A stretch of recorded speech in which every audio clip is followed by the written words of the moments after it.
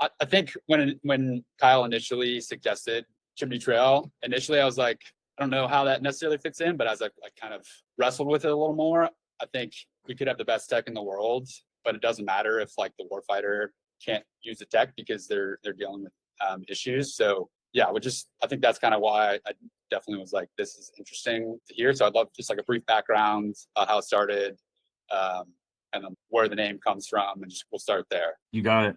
Well, so I can say that when you first look at it, it doesn't appear to be tech related, but our top of funnel input, we do it in a seminar format right now. And we are converting that to an AI tool that's going to make some assessments of your demographics and your specific psychological needs, which will allow us to create these highly customized psychological interventions for people and mail them to you in the same way that Stitch Fix and HelloFresh mail you, clothes and food and that sort of thing. So there's for sure a technology application.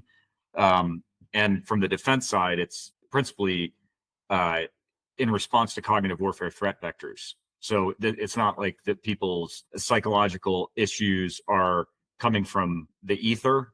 In a lot of instances, they're coming from very directed campaigns. So our company addresses that. So it probably comes as no surprise that as a naval officer, I did not, as a kid, think, hey, I want to be the CEO of a behavioral healthcare company when I grow up. So I was a captain of one of our ships. It was an early command gig on USS Scout in San Diego. It was the tour of a lifetime. It was really a great tour. But as all captains eventually have to do, I rotated off of that job and went to the SEAL teams, and I was working on defense tech innovation for them, taking commercial off the shelf type things. And a lot of the stuff that you write about in defense tech signals, I was going to those types of companies and then figuring out how to, 7 years ago, operationalize AI for the warfighter, at the edge. And so I was in that job for about a year, and I got a phone call from the new captain of my old ship. And he said, Matt, I hope you're sitting down, but a kid that you thought was going to be the chief of naval operations one day went to a Marine Corps exchange, and he bought a gun and he turned it on himself. I hate to say it, but it's like a very ordinary thing now. 7 years ago, maybe less so, but now it just is very ordinary. And what was a little bit unusual is that he was a first generation American, and his family was from India. And so they flew in because he didn't die right away. And the new captain of my old ship was asking if I could go sit with them in the hospital because the ship was underway. And so I did. And his dad kept bringing up this team building exercise that I took his son on, where we all went to Yosemite and climbed Cathedral Peaks together. And his dad shook me very aggressively. And he said, why didn't I do these things with my son? Why didn't I do these things with my beautiful son? And I think if you just have a soul or a pulse, a moment like that sort of adjusts the trajectory of your life a little bit. And so on my drive home, I called my wife, Jen, and I explained what was going on. And she sort of very matter-of-factly was like, well, what are we going to do about it? And I thought that it was really cool. She just sort of was giving me, we had this sort of Navy career planned out, but she sort of gave me permission to think differently. And so then I called my commanding officer at Team 17. His name's Christian Dunbar, and his civilian equivalent was Bruce Morris, Dr. Bruce Morris. And I just asked him, like, hey, what is your read on this? And both of them had the same conclusion that I had, which was that it was just going to get worse. Like 7 years ago, it looked bad and it was just going to get worse. So they said, why don't you turn some of this innovation energy that you've been expending on, COT solutions for the warfighter and turn it on to, a very real threat, which is suicide in our armed forces. And so I did that. And I was given a lot of latitude to just fly around the country and ask psychiatrists and psychologists what we're not doing that we should be doing. And all of them came back and said, you have to figure out how to magically bop everybody on the head and teach them something called cognitive behavior theory. And so I started looking into it. And I discovered that you can get cognitive behavior theory, or they call it cognitive behavior therapy, if it's in a therapeutic context. You can get that, but oftentimes you have to self-identify as being in need of care. And then even if you do the hard work of identifying as being in need of care, it could take you somewhere between 3.5 weeks to 4 months to get in with somebody to work through your issues. And so that seemed like a real barrier to entry. But along the way, we discovered that there's a ton of research about something called bibliotherapy, which is using books that are based on gold standard psychological interventions. Evidence-based practices is what they call them, EBPs. Bibliotherapy, if based on EBPs, is as effective as market-leading pharmaceutical interventions, which to me just blew my mind. Like, that you could read a book and then be left with the same sort of efficacy in solving your psychological problems as an SSRI medication. It just blew my mind. So, we just asked a very natural question, which is like, why doesn't this already exist?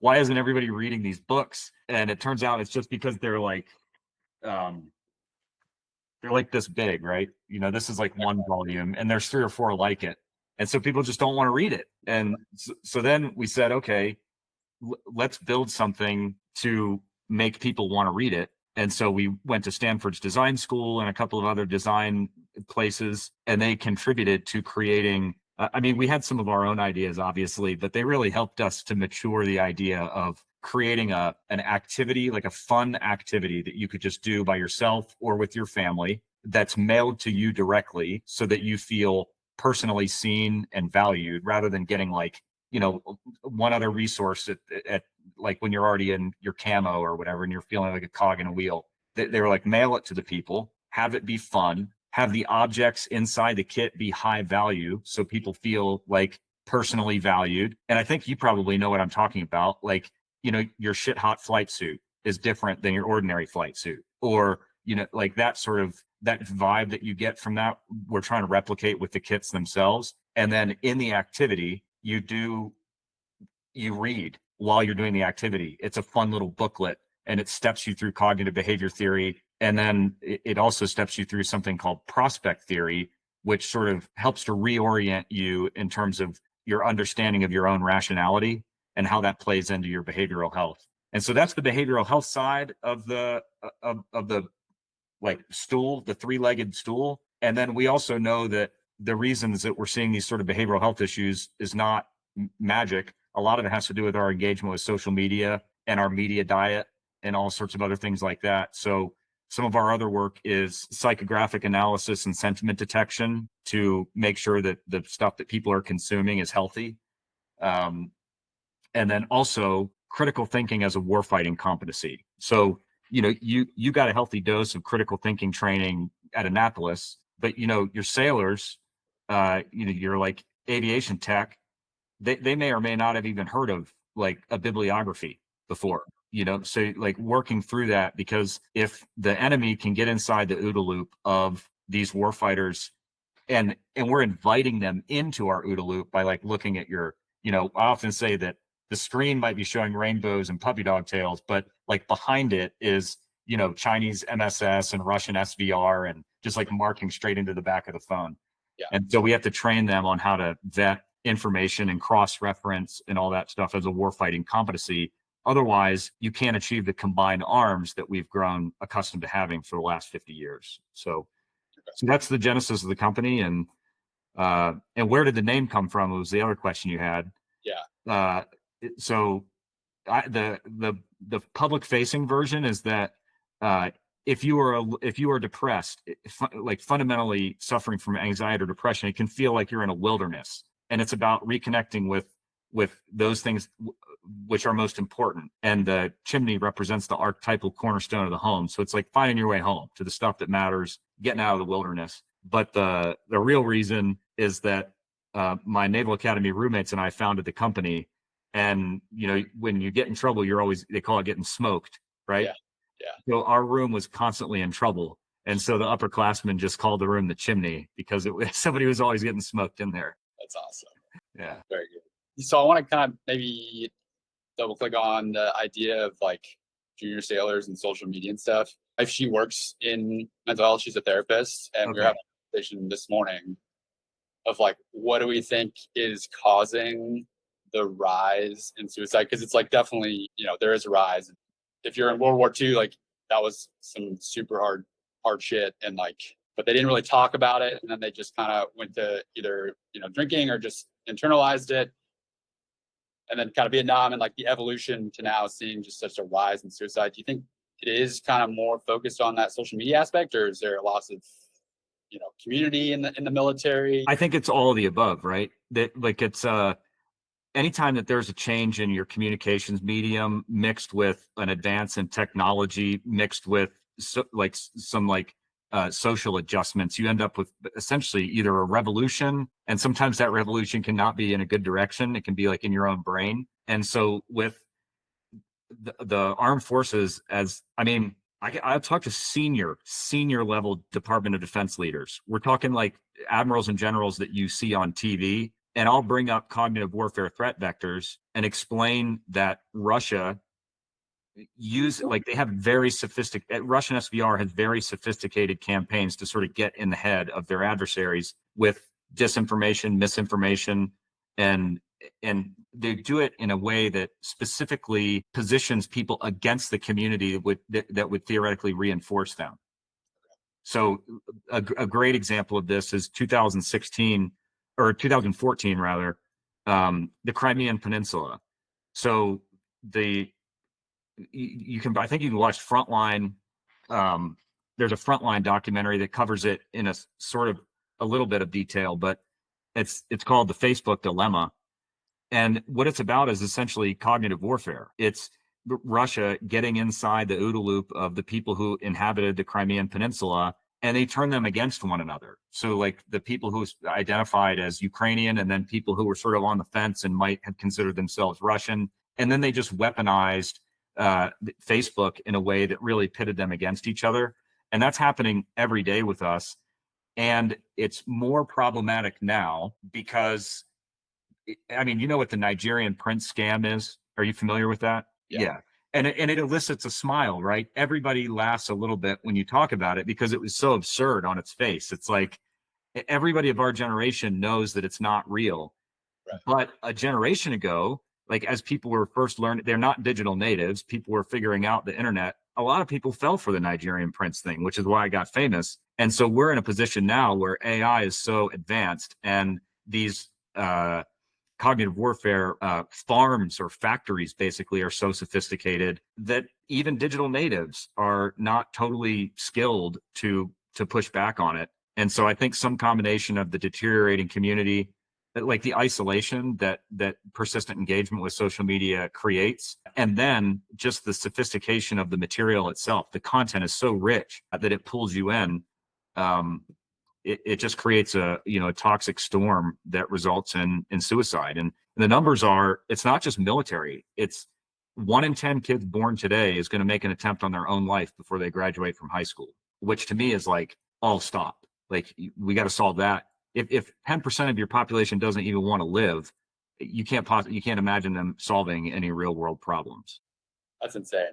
It's sad, but it's like, yeah, how do we even fix that? It's interesting when you talk about the Crimea thing. There was an article that came out probably in January. It was in the New York Times, and it was a kind of looking ahead where it started out like it's September of 2026, and China is invading Taiwan, but there's the sailors don't want to go back to the ship because they've been told on social media that China is in the right, and it's this whole long article. It was really good, and it was just like a whoa, almost science fiction, but like science fact. Like I could see that happening with TikTok, and the ability to just manipulate their algorithm and put whatever information they want out there. That's it, right? I mean, it's not science fiction, it's science fact. And as of like 5 days ago, an article came out that flagged the Chinese for doing just that. The Chinese Communist Party was putting together propaganda, and it was a bunch of TikTok sort of videos about two veterans like fighting with one another about the tariffs, and it's all made up. But if you don't have if you haven't developed in yourself a reflexive skepticism in this media environment, and throwing shade at mainstream media, so to speak, but I'm just talking about just content that you take in. If you haven't developed a appropriate skepticism, you can fall down the rabbit hole very quickly. Definitely. Yeah, it doesn't matter what the topic is. You go. No. Yeah. And so to your point earlier in the discussion, you can have the Palantirs and the Andurils and the Shield AIs and the RTXs. And I mean, you can have all of these incredible defense tech firms, But if you don't have the critical thinking skills to understand that and be like resolute in what you're bringing to the fight, you lose before you ever begin, which is, I think, any student of history would know that's precisely what the CCP would want. Yeah, absolutely. So kind of, I guess, on that topic then, mental health does get talked about all the time right now. But I think there's still a divide between senior leadership and junior sailors, and like a generational issue. And like, not that it's good or bad, it's just different generations have different ways of thinking. But how are you guys engaging with the senior leaders to try and get them to take more of a viewpoint of a junior sailor? Because it's just radically different regardless of, what you think about it. Like, it's just different generations raised differently. So how are you kind of getting that buy-in and crossing that divide? I think that trying to convince a 65-year-old man of anything as it pertains to social media is a losing proposition. I've had enough of those conversations where you're just met with, and this is very high judgment people. This is not like, people that are not willing to put in the intellectual, but it's just the way that they were validated growing up had nothing to do with social media. Like, it had to do whether or not the people at their church thought they were a good singer or whatever. So I don't try and convince them of anything. What I try to do is, and this is right down to the way that we brand the company, I try to increase their anxiety as it pertains to cognitive warfare as a threat vector.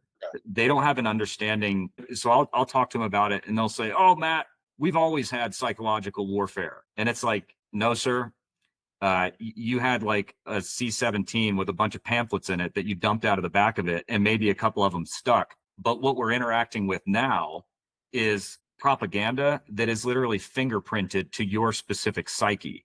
The way that the things that you're interested in, the way that you consume information, it's tailor-made specifically for you, which is a much, much more insidious way of putting forward erroneous information. Because if you're seeing it in familiar context and the way that you want to see it, it's way harder to say no to. And so that's not something that they're accustomed to. So when we first launched the company, it was very campy. It was almost like a Girl Scout or a Boy Scout sort of vibe to it. But I noticed that as I was dealing with senior leaders, they would go to, like, the example I always used is that Shield AI was in the booth next to us, and they were at Shield, and Shield was talking about like drone defense and all these sorts of things, and not having to use $1 million missile to solve a $20 problem. And you could see in the senior leaders department that there was a great deal of anxiety with respect to those threats. And then they would come over to my booth, and it was like they were visiting the campsite. Like they're like shoulders slouched a little bit. They're like, "Hey, Matt, what's up?" And it was all very, soft, basically. And I was like, man, if you knew what I know, and if you knew what your troops were consuming in terms of their media diet and the things that they see on TikTok and Instagram, you would be coming over here in a cold sweat. And there is some stuff out there that is helping to inform the debate, like Jonathan Haidt's The Anxious Generation. That is sort of useful in illustrating just how insidious these threat vectors can be. But then you got to rely on them to be even interested in a book like that, which is a low probability event. So yeah. So then I guess kind of the reverse of that is, how then are you getting the buy-in from the junior sailor? Because if they're told, "Hey, here's this mandatory requirement you got to do," I've been right out of the Naval Academy, here's this mandatory brief you got to go to, and you're like, "Oh, okay, great, time to tune out and just get some rest." So how are you trying to effectively combat that, where they actually buy in and they actually want to make the change? This is where all the magic has happened in trying it. So I can go in and explain to an admiral or general why this is important, and being high judgment, they will listen. And even if they don't quite understand where I'm coming from, they'll be like, "Oh, well, he's researched the problem pretty sufficiently here. Let's invest in it." And so then, even if they don't have a intuitive grasp, they have an intellectual grasp of what's going on. So the real connection needs to happen with the person who is going to benefit from it, or the junior sailor. Although honestly, we're seeing adoption and engagement from super senior people also, which is sort of unexpected. But this is where all the magic happens, because if you go and you just give them a seminar, we already have the data that show they're going to forget 50 to 75% of what you said the moment they walk out the door. We're not talking about like a month from the moment they leave, they're going to forget almost all of it. And so we were like, that doesn't make sense. Like we shouldn't do that. Yeah. If we already know the answer to the test. Yeah. And so what we did was we created this 4-kit system, and we mail the kits to them, and we make the kits fun. And what you might not even feel that it's modeled after something called a brief intervention for CBT. So you could ask your wife about what a brief intervention for CBT is, and she'll tell you that it's not everybody needs like exhaustive clinical care. There are some people that haven't just grown up in an environment where they were given these psychological coping skills. And a brief intervention for CBT is essentially 4 sessions with a trained therapist who knows what they're doing, and they can give you the skills that you need. And so what we've done is we've taken that brief CBT intervention and we've operationalized it in this mail delivered kit. And the stuff that's inside it is sufficiently exciting that you get like a grown-up version of a Happy Meal effect. People are just like, oh, this is fun. And so they'll open it up. And then if we can get them to open it, then it's the same thing as if you put your running shoes on, you're more likely to go for a run. Sure. So you're just sort of like, you're not trying to solve the suicide problem. You're trying to solve the how to get them to open the box problem. And then after you solve that problem, it's how do you get them to actually do the thing? And we're discovering that the kinesthetic learning piece, the valuing them by sending it directly to their doorstep, making sure that it's high value kit that's inside so that they feel appreciated. All of those things matter. And then they're able to sort of almost accidentally benefit from the bibliotherapeutic element of the training itself. Yeah. Okay. That's cool. I know we're kind of running short at the half an hour mark. In terms of, are you guys trying to integrate with like small group therapy at all as a part of it? Like bringing in some, because there's a shortage of clinicians. So it's like, I don't know if there's a way, I don't know the legality of it, to like bring in a clinician. You take the unit, give them the seminar, and then 4 weeks later, you break it up into like a 8-person small group for like some group therapy. Is that something you guys are working on, or is not kind of the direction you guys are looking? No, I think that's a great idea. It's not exactly on our immediate horizon to integrate it into the group therapeutic environment. But what we are doing that's sort of adjacent to that is we had a really terrific meeting with Dr. Robinson, who was the director of the VA Pacific Island Health System. I think he may have just retired, but he's got his organization sort of pointed in the direction of integrating Chimney Trail's offering in the primary care mental health intervention model. So this is like you're an exiting veteran and you go to your primary care physician to figure out like what sort of VA services you're going to be taking advantage of. And they do essentially a mock, like a diagnostic head to toe, like how is this veteran? And then you might get like a kidney specialist if you had a kidney issue. Well, Sure. On the psychological side of things, there's a lot of times they can't flag or they can't diagnose in such a short period of time, but the physician nevertheless has sort of a sneaky suspicion that they would benefit from some intervention, and start talking about using this as like a homework assignment, whether you're waiting to see a trained clinician, or the physician ultimately determines that you don't need something acute, but you would just benefit from some coping training. Yeah. That's right. So I guess kind of like closing question, biggest area of improvement that we can address like right now outside of mental health in terms of just like the military, maybe it is just like continuing buy-in for senior leadership, or getting people to feel like they are seen with these kits. But is there one kind of specific thing that you're like, this not will fix everything, but will kind of help a smaller population? Yeah. So this isn't a light closing, but what we can do is realize that we're already at war. The initial shots have already been fired. They just don't look like bullets. The behavioral health space and cognitive warfare is insidious and effective at manipulating sentiment throughout the force. They're just so sophisticated and good. But the good news for us is that it is a brittle threat. So you don't need to fortify, the castle, so to speak, in order to combat this. You just need to give people the reflexive skepticism to do the cross-referencing, to do the checking, and and do what CBT teaches, which is to catch the distortions that you're having, or like the emotion that you're having, and then check on the validity of the thought that created that emotion, and then change your behavior if it makes sense to do so. So that's sort of the model, is the catch, check, change. And if you can do that in your media diet, if you can do it in your ordinary life, then the most sophisticated threats that they have in this phase 0, or the gray zone as they call it, we can essentially defang with very little effort. Honestly, it's just a little bit of training.